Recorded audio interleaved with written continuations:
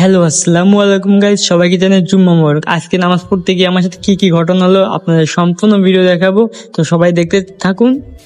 আমি নামাজটা পড়ে আসি।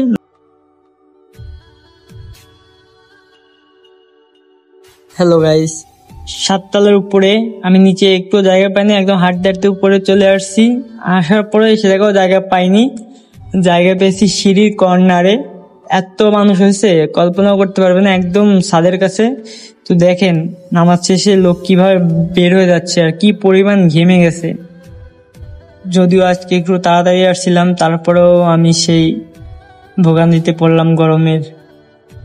লোকটা তো পুরো ঘেমে গেছে।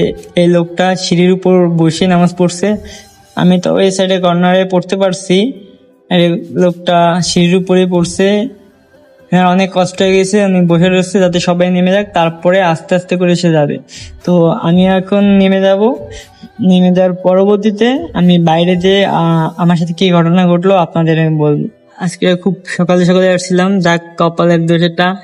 এটা আমার নিউ ব্লগ চ্যানেল এবং আমি সর্বপ্রথমই এটাই ব্লগ করতেছি। সবাই আমাকে একটু সাপোর্ট করবেন যাতে আমি অনেক দূর এগিয়ে যেতে পারি। আমার নাম আরিয়ান, আমার বাসা বাগেরহাট। আমি এখানে একটা জব করি। তো সবাই ভালো থাকবেন। আল্লাহ হাফেজ।